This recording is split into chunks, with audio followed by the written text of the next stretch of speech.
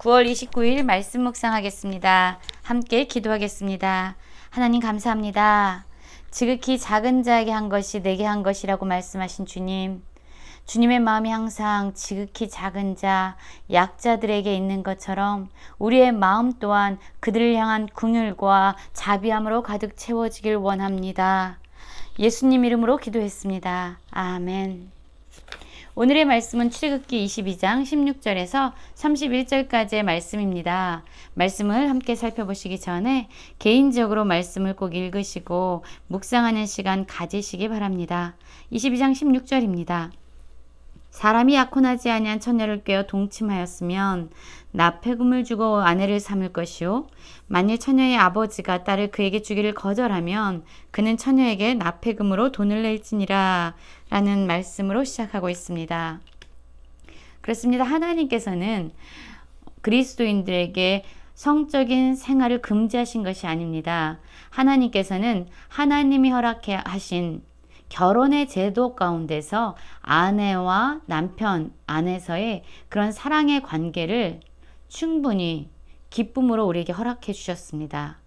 그런데 오늘 16절과 17절의 말씀은요, 그런 어떠한 성적인 죄에 대해서 말씀을 하는 것이라기보다는 당시 여자들은 사람들에게 어떤 재산이나 소유물로 취급을 받았습니다.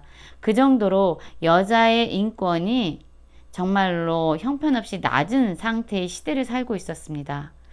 그런데 어떤 사람이 약혼하지도 아니한 여인을 꾀어서 동침하였습니다.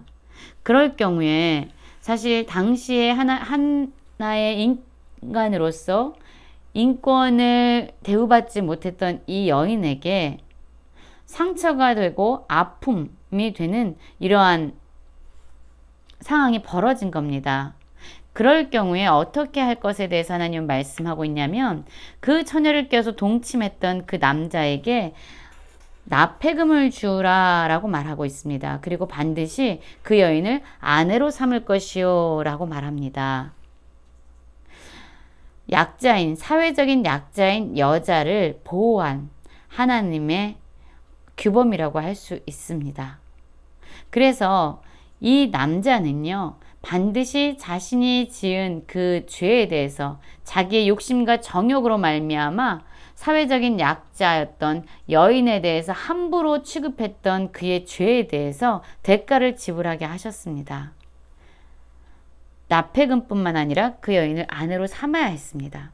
그런데 처녀의 아버지, 여기서는 이 처녀를 기르고 양육했던, 그리고 자신의 딸을 향한 사랑의 마음이 가장 큰 사람이라고 할 수 있지요. 처녀의 아버지가 가만히 보니까 그 남자가 마음에 들지 않는 겁니다. 자신의 딸에게 적합하지 않은 것 같이 느껴져서 딸을 그에게 주기를 거절합니다.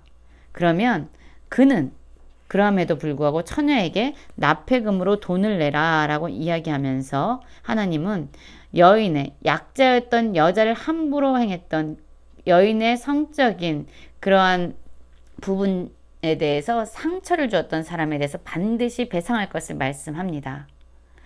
그런데 이렇게 죄를 범한 사람은요, 이 여인을 만약에 처녀의 아버지가 아내로 삼아라 라고 그러면 아내로 삼아야 됐습니다. 처녀의 아버지가 그것을 허락함에도 불구하고 아내로 삼지 않겠습니다 라고 거절할 수 없었다는 거죠. 그는 자신이 지은 잘못에 대해서 분명한 책임지는 자세를 가져야만 한다라고 하나님께서는 다시 한번 못 받고 계신 것입니다. 그리고 18절부터 보면은요, 어떠한 자들에 대해서는 하나님이 아주 단호하게 살려두지 말고 반드시 죽이고 멸하라고 말씀을 하는 세 부류의 사람이 있습니다. 18절에서 보면은요, 어떤 사람들에 대해서 살려두지 말라고 하냐면 무당에 대해서는 살려두지 말라고 합니다. 진정한 유일한 신이 되신 하나님께로 백성들을 이끄는 것이 아니라 그들을 현혹해서 거짓된 신에게 향하게 하는 이러한 무당들, 거짓과 속임으로 사람들을 미혹하는 이러한 무당들에 대해서는 살려두지 말 것에 대해서 말합니다. 또한 19절에서 보면은요, 짐승과 행음하는 자는 반드시 죽이라고 말합니다.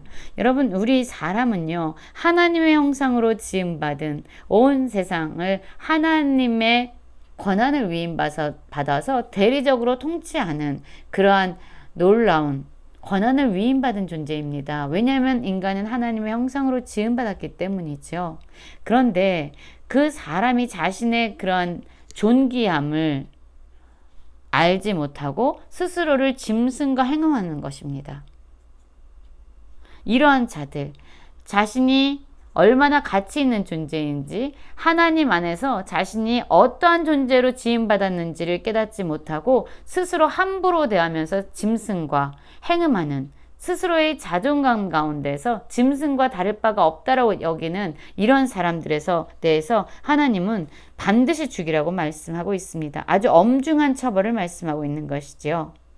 20절에서 보면은요, 또한 여호와 외에 다른 신에게 제사를 드리는 자는 멸할지라 라고 말씀하시면서 오직 하나님만 경배하고 하나님만 예배하고 또한 우리 존재가 하나님의 형상으로 지음받은 존귀한 자임을 인식하고 살아가야 된다. 그렇지 않을 때에는 죽음이라는 처벌이 기다리고 있는 것이죠. 21절부터 쭉 보면은요, 하나님이 가난한 자, 약자에 대해서 얼마나 많은 관심이 있는지에 대해서 보여주고 있습니다. 21절에 보면은요, 너는 이방 나그네를 압제하지 말며 그들을 학대하지 말라. 너희도 애굽 땅에서 나그네였습니다. 라고 말씀하고 있습니다. 그렇습니다. 하나님은 이방 나그네, 여기에도 소속될 수 없고 저기에도 속할 수 없는 떠돌이와 같은 이 세상에 소속될 수 없고 머물 곳이 없는 외로운 이러한 나그네들을 학대하지 말라고 말합니다.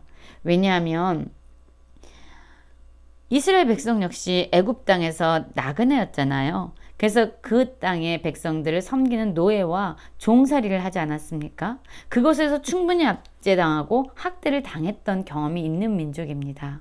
그렇기 때문에 자신의 고통을 돌아보면서 이방 나그네인 사람들의 고통을 함께 체휼하고 그들을 함부로 대하지 말라고 그들의 인권에 대해서, 그들의 권리에 대해서 보호해주고 있습니다. 또한 하나님의 관심은요, 과부와 고아에게 있습니다. 당시의 과부나 고아는요, 그들을 보호해줄 어떤 사람도 없는 그러한 약자들이었습니다. 하나님은 이들을 보호하기 원하셨고 또한 친히 그들의 보호자와 돌보는 자가 되어주셨습니다. 그래서 이들을 해롭게 하지 말라고 말씀하고 있는데요. 만일 우리가 그들을 해롭게 하면, 너희가 그들을 해롭게 하면 그들이 내게 부르짖으면 이렇게 얘기하잖아요. 해로움을 당하면 고통스러움 가운데 신음하면서 하나님께 나아가서 하나님의 이름을 부르면서 기도하겠죠. 그런데 이들의 기도를 하나님이 들으신다는 거예요. 그러면 어떻게 한다고요?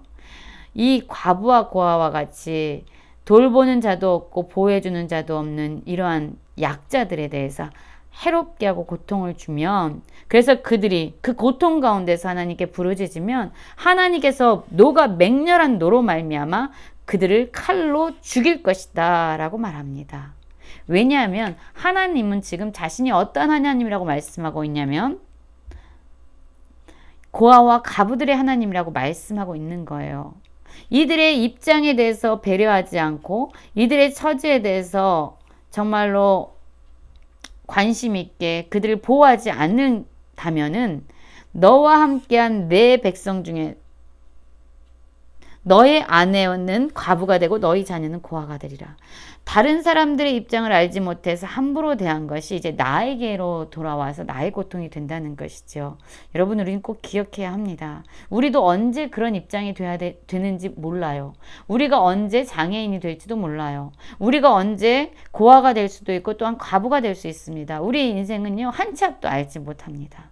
그래서 항상 약자들에 대해서 우리는 하나님의 마음으로 긍휼과 자비와 배려의 마음을 가지고 있어야 합니다. 또한 25절을 보면은요, 가난한 자에게, 백성 중에서 가난한 자에게 돈을 꿔줬습니다. 그런데 그에게 채권자 같이 돈을 달라고 막 그런 어떤 권리를 가지고 주장하면서 이자를 받으려고 하는 그런 행위를 하지 말라고 합니다. 이자를 받지 말며 라고 말하죠. 그리고 만일 그 사람에게 돈을 빌려줬습니다. 그래서 그 이웃의 옷을 전당 잡아서 가져온 거예요. 그런데 하나님은 뭐라고 말씀하십니까? 해가 지기 전에 그에게 돌려주라고 말합니다. 왜일까요? 그에게 유일한 옷이기 때문이에요. 이 가난한 자에게 옷은요, 추운 이 밤에, 이 광야는 밤에 몹시 온도가 내려가잖아요. 그걸 덮을 수 있는 이불입니다. 그런데 그 옷이 없으면 그는 얼어서 어떻게 될지 모르는 그런 위험에 처할 수 있습니다.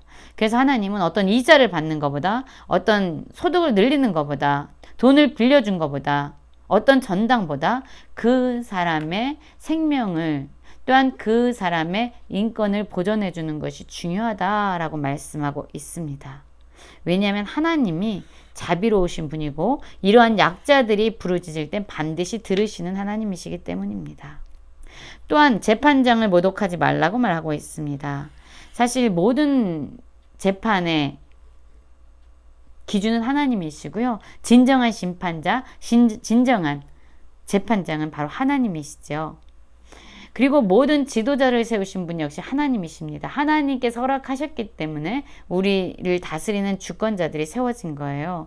그렇기 때문에 그들을 저주하지 말라고 말합니다. 그들에 대한 저주는 바로 온 땅의 주권자 되시고 왕이 되시며 심판자가 되신 하나님을 향하게 돼 있다라고 말씀하고 있는 것이죠. 그리고 하나님께 우리의 것을 바치는 것을 더디하지 말라고 머뭇머뭇거리거나 아까워해서 그것을 나중으로 미루지 말고 하나님이 바로 우리의 삶의 모든 공급의 근원자이시고 우리의 생명을 보존하신 분임을 믿고 하나님께 드리는 것을 아까워하지 말라고 말해요. 왜냐하면 우리의 모든 것을 채워주시는 근원자이시기 때문이에요. 그걸 믿는다면 정말 우리는 하나님께 기쁨으로 드릴 수 있겠지요. 하나님은 배려심이 많습니다. 그래서 이제 소나 양이 새끼를 낳습니다. 그런데 이래 동안은 그 새끼가 어미와 함께 지내도록 그러한 것을 배려해 주라. 짐승에게조차 하나님은 그러한 자비와 그러한 관심과 배려를 향하고 있습니다. 우리는 약자들을 향해서 어떻습니까? 약한 자들에 대해서는 굴림하고 강자에 대해서는 약한 모습을 가지고 있지는 않습니까? 그러나 하나님은 이 세상, 이 사회에서 살아가고 있는 약자들의 하나님이십니다. 그분의 눈은 그들을 향해 있습니다. 우리의 마음 역시 하나님이 바라보시는 곳을 함께 바라보고 하나님께서 마음에 품고 있는 약자들을 함께 품고 배려하면서 살아갈 수 있는 모든 성도님들 되시길 간절히 기도합니다.